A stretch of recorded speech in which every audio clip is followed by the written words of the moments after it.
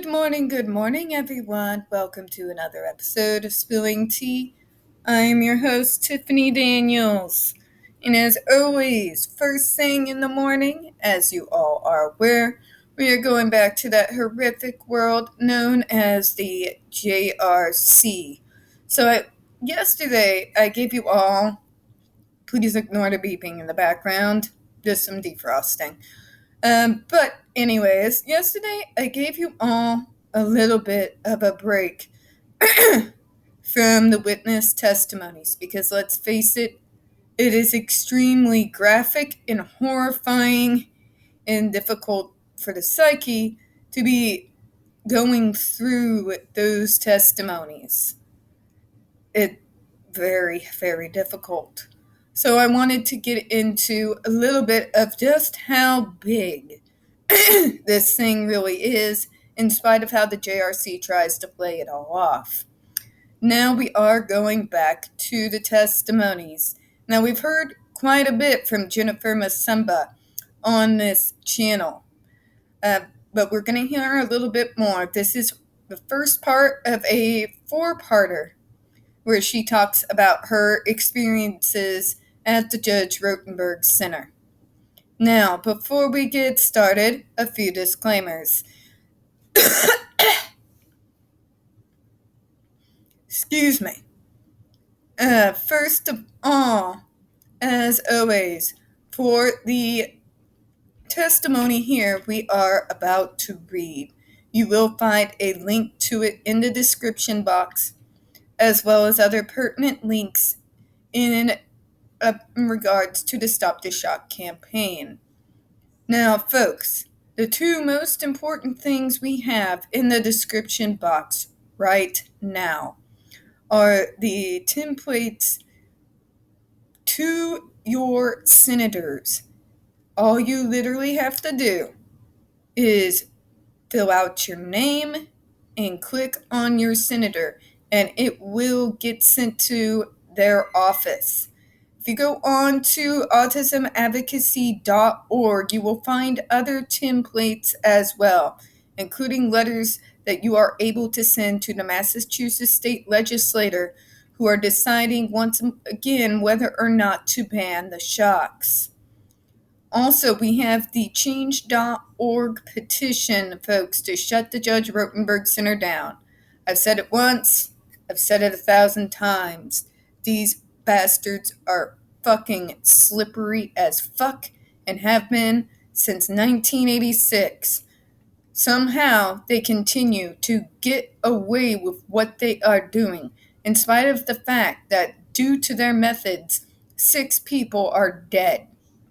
So, please, if you haven't already, sign the petition. Also, out in Boston, please look on Twitter for Stop the Shock. There is going to be a protest out in Boston here coming up against the center in order to stop the shocks. If you are from the Boston area and you are listening to these videos, or if you're from anywhere else out in the world, but you want to help stop this shock, please spread the news about this protest. We want a big showing. We want the JRC to know we have not forgotten about them. Also, folks, disclaimer and trigger warning. When we are talking about the JRC, you will hear vivid descriptions of, as well as sometimes catch video clips from video surveillance of people with disabilities being tortured and abused. If you have young children present, please use your headphones. So without further ado, this is JRC Survivor Speaks Out, Part 1. And this is from November the 17th, 2014.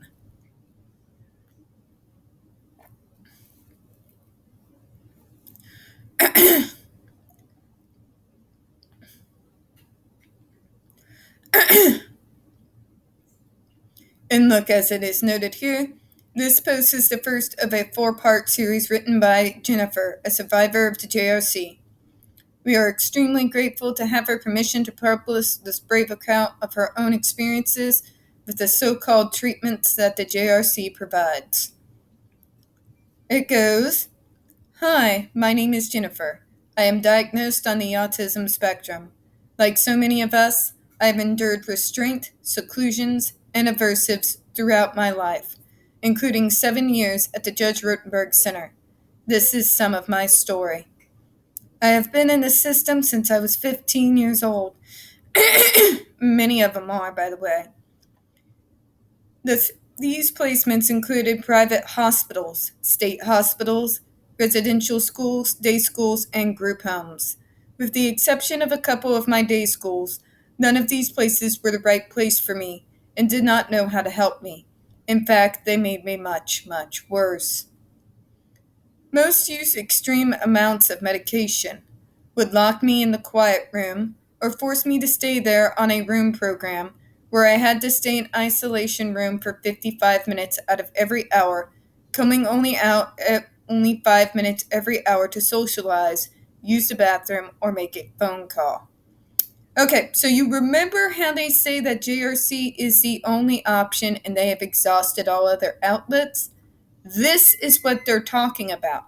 They're not talking about trying positive behavioral intervention where you seek out to find what is causing the behavior. This, what she just said here, and I'll repeat it for you, is what they're talking about. This is what these parents have actually tried. Most use extreme amounts of a medication, would lock me in the quiet room, or force me to stay in there on a room program where I had to stay in isolation room for 55 minutes out of every hour, coming out only for 5 minutes every hour to socialize, use the bathroom, or make a phone call. Now tell me, boys and girls, would that make a difference for you? Yeah, I didn't think so. I also spent hundreds of hours in timeouts and 4-point restraints, where your wrists and ankles are locked in cuffs to each corner of a hospital bed or a special board spread eagle style. Being out in 4-point restraints usually lasted for at least 2 hours, but often it was much more. Can somebody tell me how a restraint board is supposed to help anyone?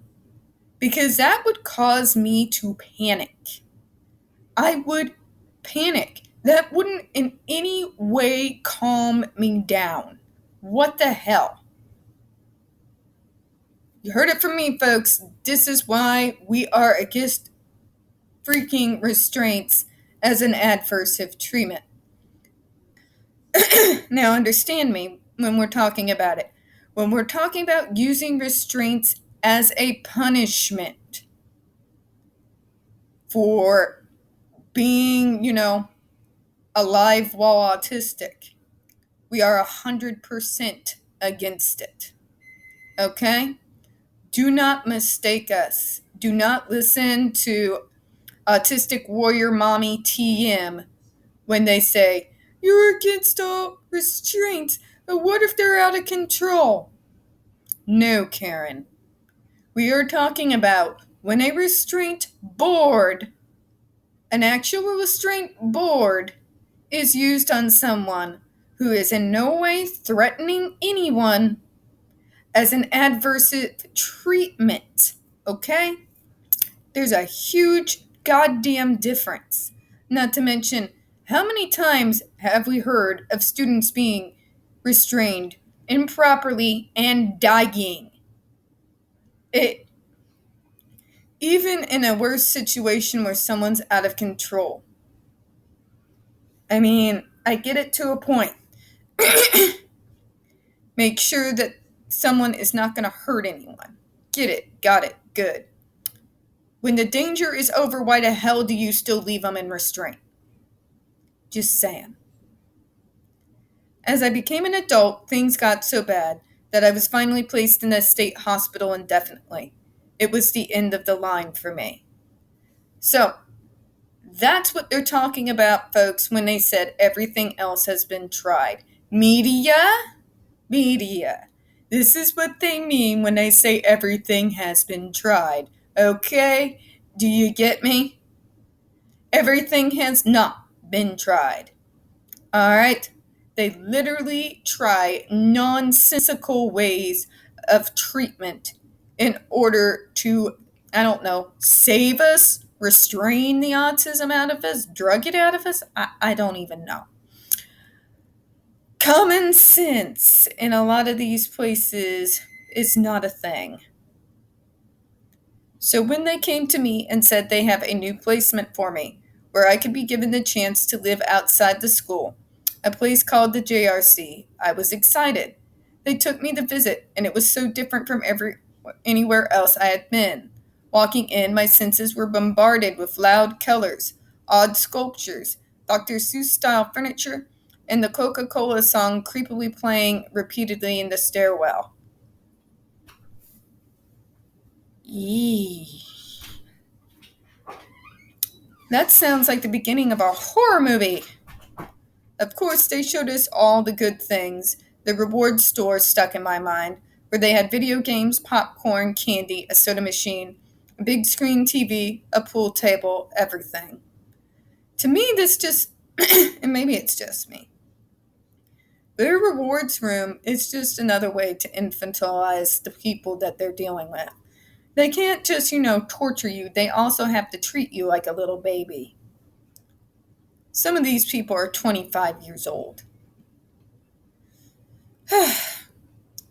They also showed us a few classrooms, and it jumped out to me how quiet and robotic all the kids were, working silently on their computers with staff standing in the middle of the room watching them.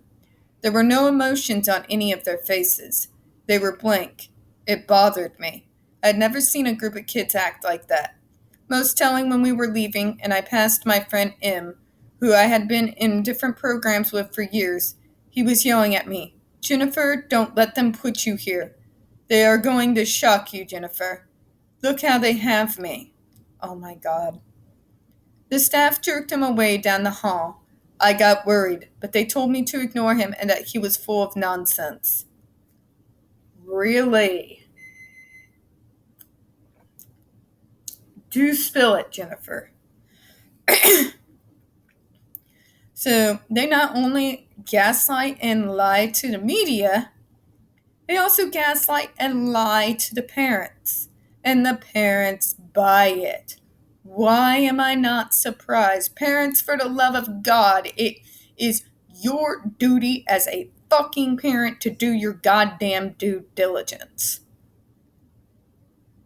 God, you can't be so trusting with these so-called treatment centers. You just can't. When they tell you they have tried everything, you demand to know what they've tried. When someone says, "Oh, it's just lies, they're just speaking nonsense," don't take it at face value, okay? You owe it to your damn kids to do your due diligence. I'm just saying. Knowing my friend, I knew there must be truth in what he was saying, but I put it in the back of my mind because I wanted out of the hospital so badly.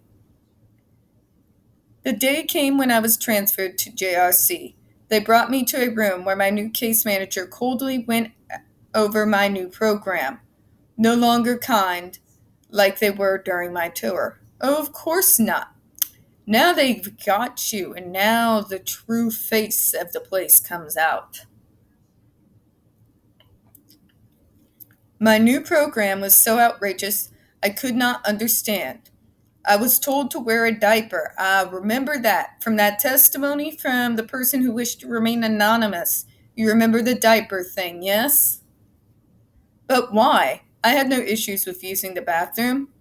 I was told because I had a history of smearing. That happened once. This was the start of degradation and control and punishment. He also read a list of behaviors I couldn't do, including things that made no sense and were not bad things to do. I was so overwhelmed. I was brought to my new classroom, a crisis room covered with mats.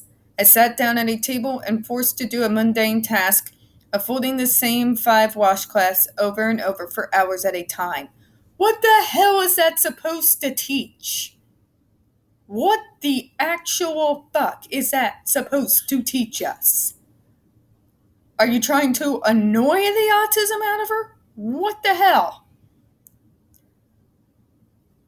And look, she backs me up. What the hell was going on? I was in shock. If I stopped, the staff standing right behind my chair would yell in my ear, "No stopping work," then direct me, "Work on your task, please." And I felt like I was going to burst, and soon I did. Anyone would. So imagine me at 15 years old, alright? I had even less tact then than I do now. And we both know it's nigh to non-existent now. I would literally have turned around and said, what the fuck is the point of folding and refolding the same 5 towels? How is this considered work? It would be considered work if I was folding like an actual basket. This is not folding an actual basket. This task is pointless. Yeah, they probably would have put my ass on a restraint board immediately. I was restrained inside something they called the mitt jacket. It was like a heavy coat with padded arms that were sewn shut at the end, and the JRC staff members would sit on you with your face in the ground. Holy shit, I would have panicked. Alright, I had PTSD, especially when I was 15. I would have fucking panicked. Anybody would. Anybody would. This happened every day. Soon they got court approval to put me on a 4-point restraint board instead, while the monitor oversaw everything. The monitor at JRC was a supervisor that usually sat up in the office watching all the cameras throughout the school, calling classrooms when they saw problems. Staff would call the monitor to receive permission to extend restraints, give more shocks, or other responses to these problems. They were happy because now they could just tie me up and leave me there as long as they wanted. Even if I was calm after 2 hours, the staff would lie to the monitor and tell them I wasn't, and get approved for another 2 hours. My hands would be completely numb and cold, and my shoulders were on fire. It was so painful. This went on for 2 months. I started ripping off the diaper because I was so degraded wearing it. So they purchased a spandex unitard that the staff forced me to put on, so I couldn't rip the diaper off. It was so itchy. I went crazy from the feeling. So I was restrained almost all day, every day. If I wasn't in restraint, I was made to sit on the 4-point board in the middle of the classroom all day with nothing but a random textbook to look at. This was my life up until GED day. So all of this happened. This is what they mean when the JRC says they try everything before they put the person on the shocks. This is what they mean. Put you in a diaper. Strip you of any sense of adulthood or even teenagerhood. They're literally breaking you down. This is a psychological, systematic way of breaking someone down. Stripping them of their autonomy, stripping them of any sense of self, stripping them to the point that they are made to feel as though they are a helpless child. And then, when they feel like they have really broken you, that's when they introduce the GED. Imagine that. This is what they mean when they say they have tried everything before they put you on the shocks. Imagine that. Just imagine that.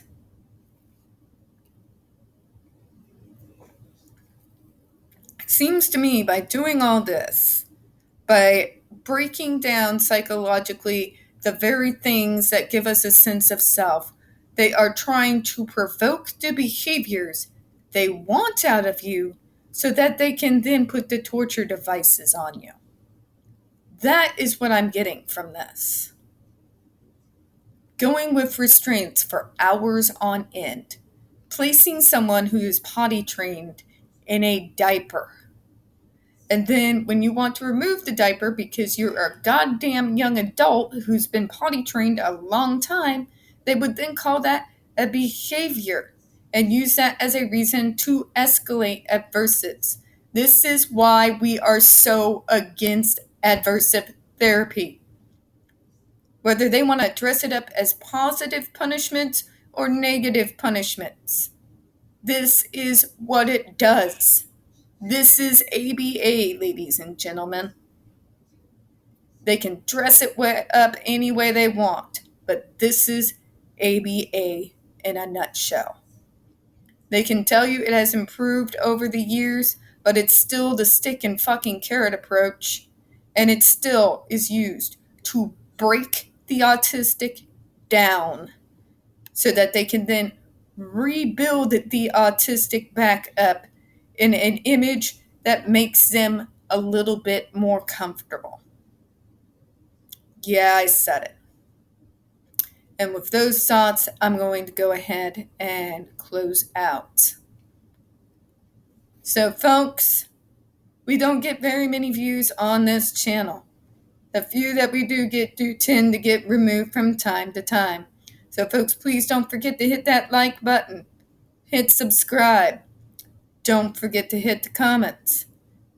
We do appreciate your time this morning. And as always, we here at Spilling Tea hope you have a good one. Now, before we head out, there is going to be another video dropping here in the next few minutes. Big news. Good news for the JD versus AH case, which is basically just reignited all of us. It's nice to see a neurodiverse victim get some validation from the goddamn American court system. At least one of us is. So I will be passing that news along here in a minute. I will see you all later. Bye-bye.